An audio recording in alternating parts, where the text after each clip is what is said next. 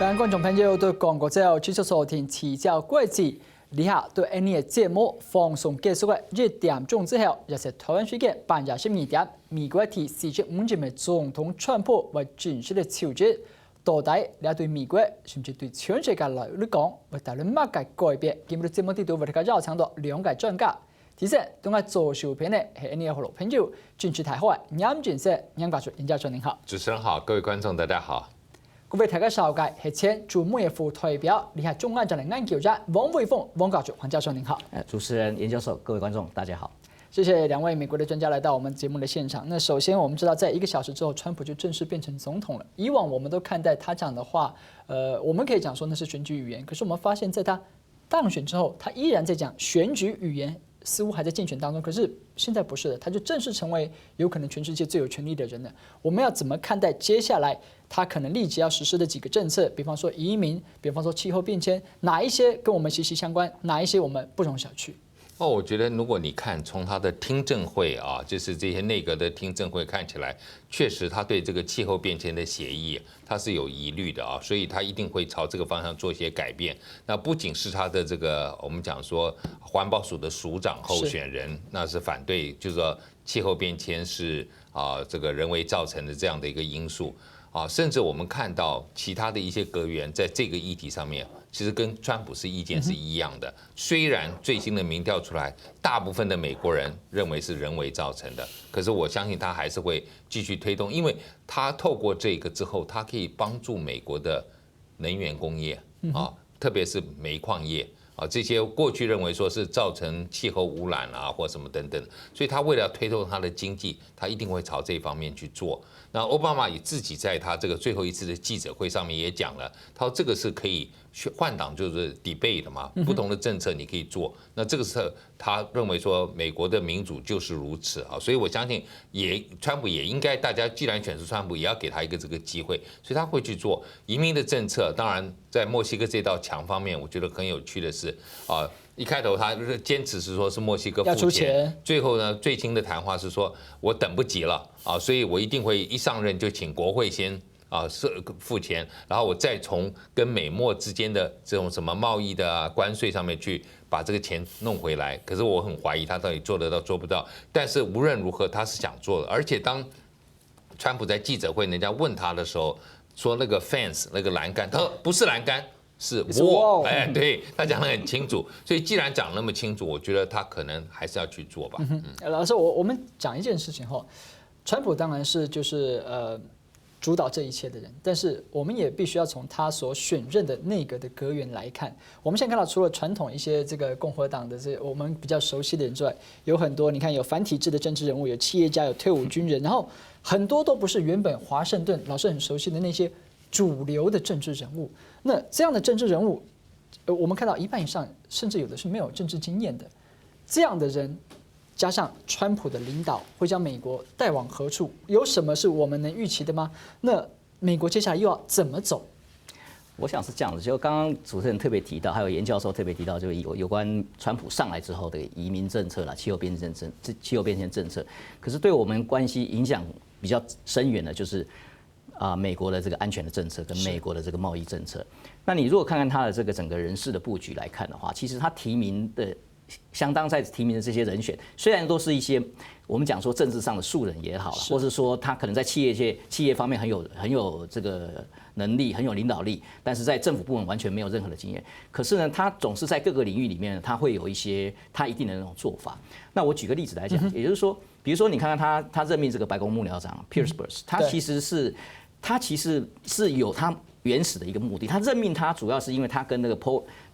Ryan 的關係，就是跟眾議院議長之間的關係非常的密切。也就是說，他希望透過 Pierce 去瞧這個美國眾議院的。他任命這個趙小蘭當做運輸部長。那趙小蘭運輸部長是因為他先生是參議院的多數黨領袖，所以他是有步驟，他是有步驟想要跟國會合作。因為現在國會當然都是共和黨，參眾兩院都共和黨多數嘛，所以他是有這個步驟去做這些事情。讓他任命這個國防部長Mattis，他是一個有實戰經驗的這個將軍，所以我們說他外號叫做瘋狗。他有一個瘋狗主義，其實他是在做任何的軍事行動當中，他有一定的 SOP 的。所以這些人他不是一個像一個我们说一个战略专家的学者，本身没有经过这个杀过人，没有看过自己的同袍被人家这个杀害的，他是有这种经验的人，所以他用这些有经验的人，他表示说他在付出行动的时候，他对于实际上的这种利弊得失的这种考量呢，他会非常的有精算，而且他甚至有那个胆识敢下手。所以这当中，我们就必须要回过头来看，说他到底会不会去履行他竞选当中的所谓的政见，或是所谓我们讲说竞选语言。现在看起来他是有，因为你从他人事布局来看，的确是如此。包括他在这个前一阵子不断的在这个呛中国，包括他说中国是最大的这个美国工作机会的窃盗国。好，他不断的去做这个动作，但是他实际上你看他任命的美国的那个贸易谈判总署的那个代表，本身就是一个鹰派的，对中国是一个非常鹰派的，尤其是贸易方面是非常鹰派的人。也就是说，如果说中美之间会不会有一些贸易战发生，他的这个贸易政策会不会是根据他过去他在竞选语言所讲的，要对中国课征45%的关税？我觉得是不可能，但是在美国的法律里面呢，美国的贸易法里面。美国行政部门只要发现，也就是总统，他只要发现他跟第三个国家之间的贸易的那种关系发生经常上严重的这种收支不平等状况的时候，他是可以进行根据贸易法的这个规定，他就直接行政部门就可以课征15%的关税。你想一想，课征15%的关税，对我们来讲，对我们在中国所谓在中国代工的出口到美国这些生意，台商来讲，其实那个是完全没办法承受的。川普讲的 disaster 是个 disaster， 所以对我们来讲也是一个很重要的，就是说我们要必须注意它到底是不是会做这些，比如说贸易政策方面的问题。另外一个安全政策也是一个现在同盟国他的亚太同盟大家心里慌慌的，因为第一件事情他说你们如果要美国保护，你自己先删尽你自己的这个义务。那另一方面他又跟这个俄罗斯眉来眼去的啊，然后跟中国的关系又搞得非常的僵，使他现在同盟国之间他现在也不晓得到底要怎么办。所以这种不可预测性呢，其实对于整个美国在操纵他的整个同盟国之间的关系呢，其实相当的困难。所以我们大概就是等他川普就任之后呢，拭目以待。因为美国毕竟还是一个这个民主立宪的一个国家，是一个宪政的一个国家，所以整个体制会不会对他造成一些束缚，我们应该拭目以待。其实我们在二战之后，我们看到几乎全世界都是围绕着美国以他所建立的秩序为秩序。那我们听到这些川普接下来可能要执行的政策，我们立即会想到的就是，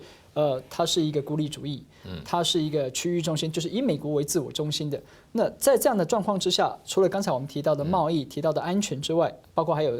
TPP 也是贸易，然后它跟伊朗的核武协议是安全，以及以巴政策这些东西，在奥巴马任内谈妥，甚至已经有可期的未来的计划，可能都因此烟消云散。也就是说，川普他准备好让美国背离美国在二战之后建立自己成为世界中心的这个角色了吗？我觉得很多人对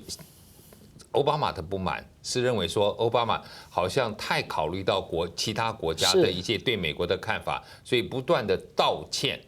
那对于这种一向很自傲的美国人，认为说我们美国人为什么需要跟这么多他去广岛，就到处去道歉啊，包括在欧洲啊什么，对，就觉得要跟盟邦互动这些。那美国第一啊，或者说美国优先，这个是川普的看法，所以他现在 TPP 已经从这个地方他宣布，也是刚刚主持人第一个问的问题，他可能一上任他就说要让美国从 TPP 撤出，要重新检讨这个 NAFTA。换句话说，他把这一些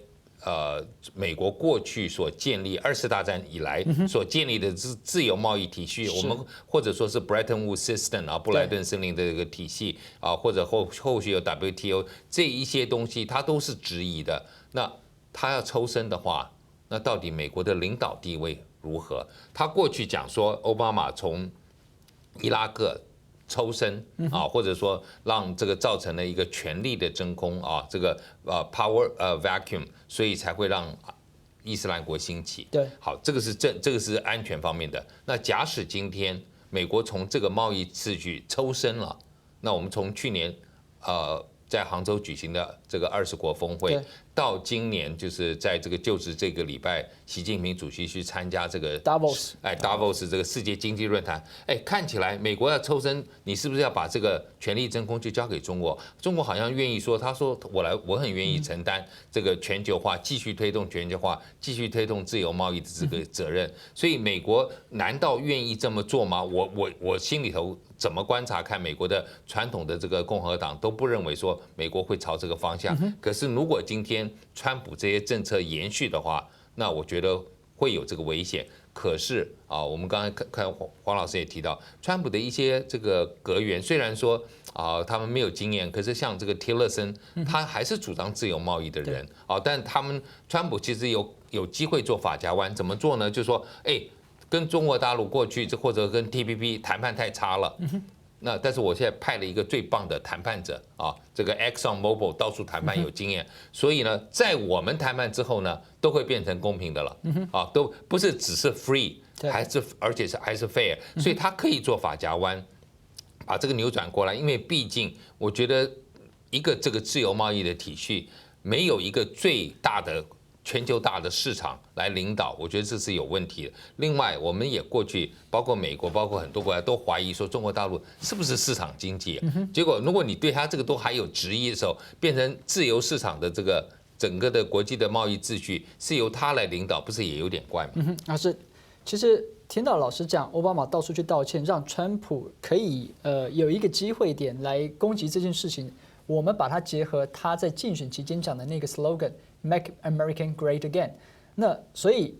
这个里的 Great 就是要让美国再次当老大的 Great 嘛？究竟美国不 Great 的地方在哪里？那怎么样？他也没有讲到，他可以真的让美国变得更伟大。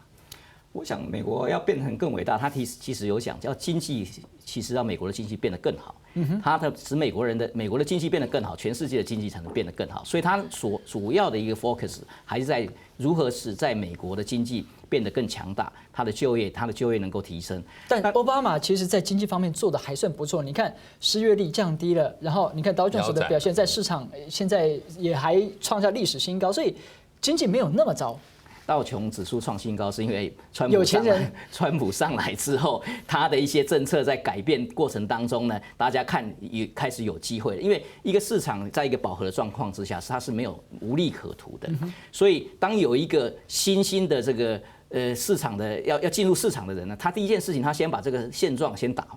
破。所以川普其实他整个作为呢，他的作为呢，其实就是在一个先打破现状，至少他做一个姿态是要打破现状的姿态，然后看看市场是怎么反应。可是市场现在感觉起来就是说，对，你看他讲的一些东西，把一些就业机会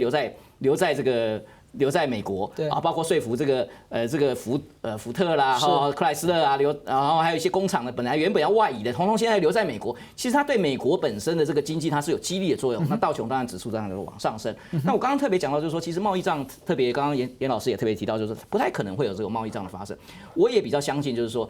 他不太可能把20世纪大战这个 Bretton Woods 那种整个这个贸易体系全部都把它颠覆掉。他要的就是一个所谓的 fair trade 一个 deal。所以一个 fair trade deal 对他来讲，他就说，我现在有一个很 tough 的一个贸易谈判代表，我可以去谈一个比较好，对我们美国人比较好的利益。所以你说 TPP 是不是完全就不见了？我不知道，但是至少在某一个程度上面，他必须要做一个修正。比如说 TPP 如果说他觉得哪一个部分不好，他可能会去要求他其他的11个这个 TPP 的谈判国重新再去谈判，就他觉得不满的地方。那我要请问一下，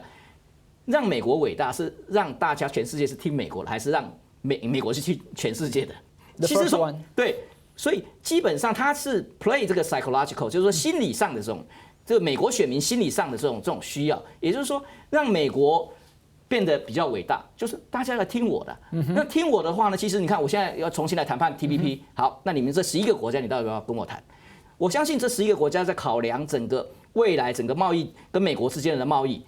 那他是不是会做进一步的调整？我觉得这是很有可能的。所以我想这一部分呢，我们也不要把说川普上来他就是一定是孤立主义，不见得，完全不见得。好，上半场非常谢谢两位老师的分析哦。NC 黑口一下，当到观众朋友其实讲动关键不是对川普正式挑战总统之后，台湾和美国的关系係講國家與中國撒下來以為兩班嘅變化，NC 了解下，我們是講咩？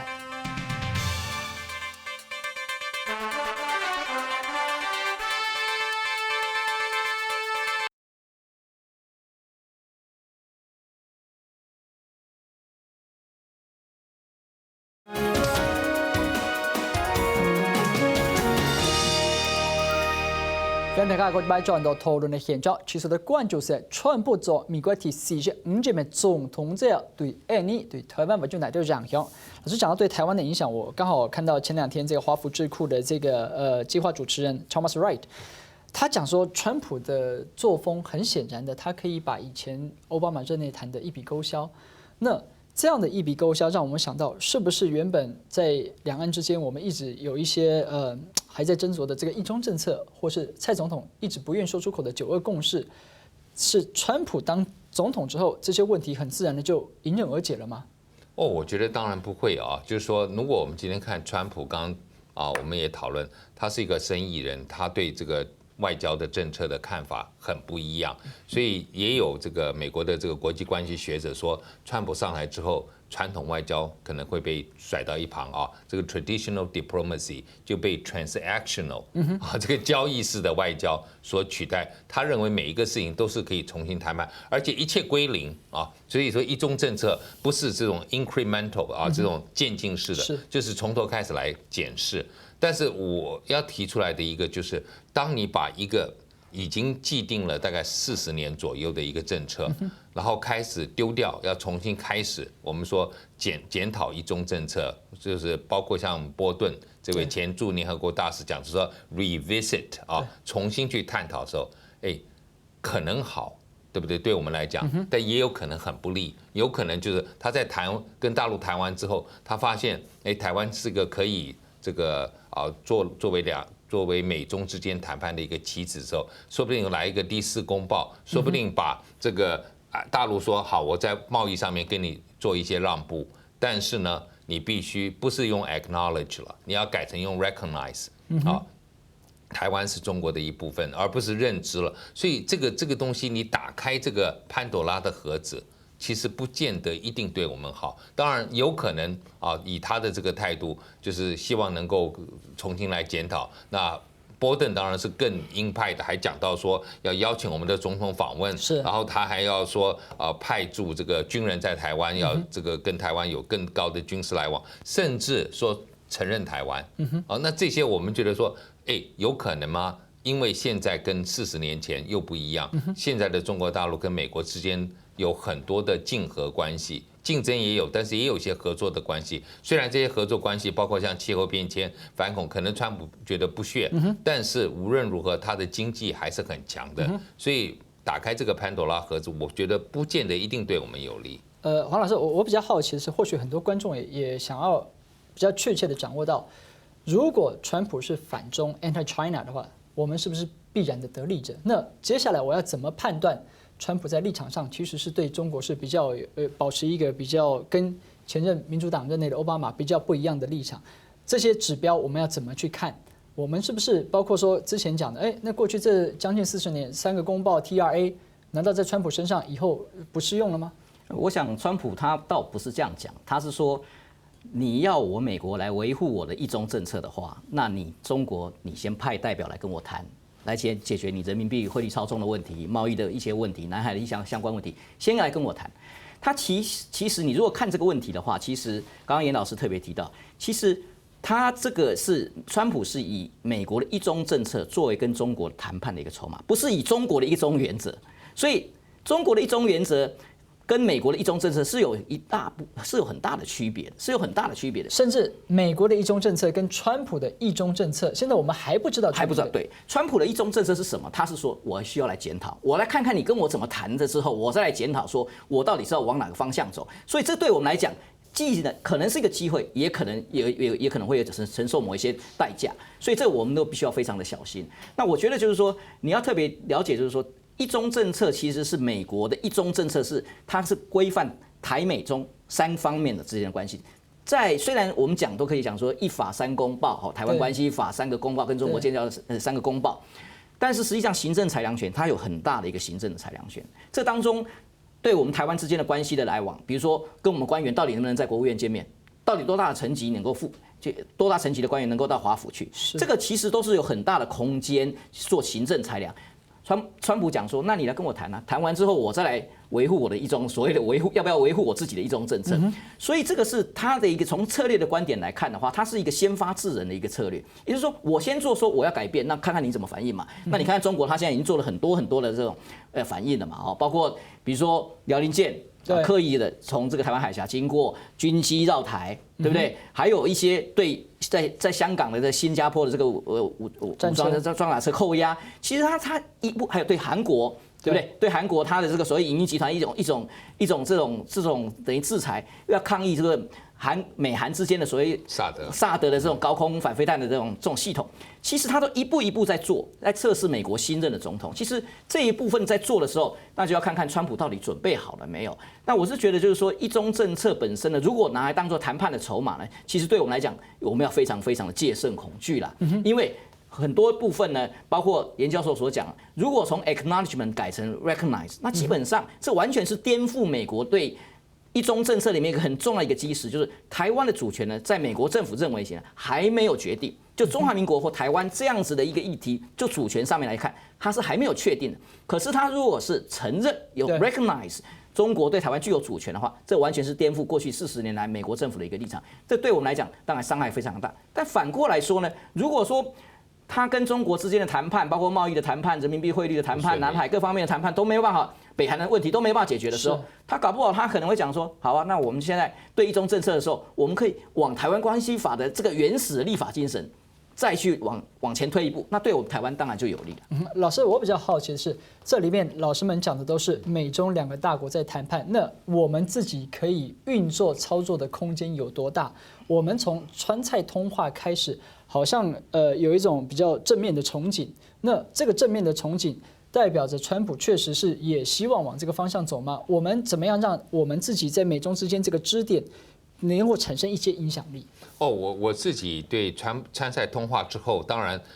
川普大概自己没有想到，造成美国媒体这么大的一个高度的关注啊，就是不论是网络的，不论是电子媒体或者是这个报纸，都把这个认为说是对1970年代以来美国整个的一中政策的一个颠覆。那你只要一批判川普就是有那种膝盖式的反应，所以马上就在推特上面就反击了。好，推特上面讲说，他说，奇怪哦，他说我跟台湾买了我们这个几百亿的美元的这个武器，难道我们不可以接这通电话吗？好，你推特这个文字有限制就算了，他就这样讲。可是后来最近接受《华尔街日报》的访问，他还是讲说，我接这通电话，如果这个不接是不礼貌，因为台湾去年才跟我们买了。好几十亿的很棒的美国的武器，请你讲一讲台湾的民主好吗？请你讲一讲台湾是尊重人权。如果你今天要打所谓的要谈一中政策，要跟中国要进行谈判，你至少把我们的民主、人权跟自由跟法治，或者说我们的市场经济提一提嘛。那我认为我们今天要做的，可能还是鸭子划水，就是要让美国人知道，台湾其实在很多的价值理念上面是跟美国契合的。我觉得我们要谈的是这个。可是老师，我会觉得这么多年了，这些东西都是有目共睹的，我们怎么需要去讲？我相信所有的美国人，包括川普在内，早就知道了。问题是你如果不讲，他按照川普的这个，大家一般的美国人会认为台湾不过是个买武器的啊。那假使今天大陆可以跟美国做生意，买的更多，大陆说我今天为了平衡，就像我们以前。过去我们跟美国有贸易顺差的时候，我们不是有采购团吗？那大陆后来也有采购团。如果大陆今天愿意买更多的东西，不见得是买武器啊，就来平衡这个贸易。那对川普来讲，生意目的达到了，创造了美国的就业机会，马云去那边做投资了，那我们就难道一文不值了吗？我们因为被他认为只是一个客户嘛。而不是一个跟他有共同价值的人，所以我认为我们应该在这一方面还是要多去强调。老师刚才补充，我想我补充的就是说，其实刚刚严老师特别提到，就是民主、人权、自由市场市场经济这样子的一个。跟美国价值是一个同盟之间的关系，虽然说我们没有什么军事安全同盟的关系，但是我们价值是个同盟的关系。所以美国如果背弃一个价值同盟的一个盟友的话，其实在国际上面，其实它对他来讲，他是有一些骨牌效应的，包括日本、韩国其他比较对民主制度比较相信的这些国家，甚至在执行民主的制度的这些国家，他没有办法以美国作为马首是瞻，所以对美国的这个 reputation 会有相当大的伤害。不过从另一个角度来看的话，其实我们也可以，就是说我们当然是一个棋子，但是我们如何做一个聪明的棋子？但是做一个聪明棋子，并表示说你可以去帮下棋的人下棋。是你如果帮下棋的人下棋，比如说你现在跟中国眉来眼去，或是说做一些 under table 的 deal 的话，就是说你一些暗盘的交易的话，其实你会得罪美国。同样的道理，你如果说跟美国做一些暗盘的交易，你跟中国也会造成非常不好的这种关系。所以对我们来讲呢，其实我们现在就是必须要冷静以对来，以不变来应万变，但是必须要有准备，必须要对不同的这种假想定了，必须要有一些准备。那另一方面呢，我们可能必须要跟美国的这个国会，特别是因为共和党现在在参众两院都占多数，有很多的国会议员呢，其实对台湾非常的友善的。其实你应该透过这个整个国会的这个外交呢，尤其是对国会的这种 lobby 的游说的动作呢，把我们的自由、民主、人权，还有市场经济跟它价值同盟的关系跟他讲清楚。还有很重要一点就是我们到底要什么东西。在这个过程当中，假设说这个是一个交易的过程，在这个交易的过程当中，川普他也许从一个生意人角度，他会替台湾作价，因为他知道台湾是一个筹码，他会替台湾作价，他把这个价格做高一点，然后他将来他要跟对方做生意。在这个作价过程当中，你台湾到底要什么？这个是我们必须要去做严拟准备，不要说等美国政府想好了说，那我就是给你一个，比如说军事人员的付款就好了。你搞不好你真正要的是一个，比如说台美的 FTA 啊，可是你现在他可能随便给你丢一个东西给你，可能你就觉得这不错啦。那这个就对我们来讲就是失策。所以我是觉得我们对于这些问题方面来讲的话，一方面我们要跟国会加强这个 lobby， 那另一方面我们对自己要有自己先有个底。到底要怎么去回应川普这种交易式的这种政治谈判？老师，你们讲到作价，让我比较担心的是，那我们可能付出的代价是什么？不是只有钱。我想我们付出的代价可能会有相当多，因为当他跟美中之间如果在找楼梯下，在妥协的过程当中呢，他这种换来换去的过程当中呢，也许。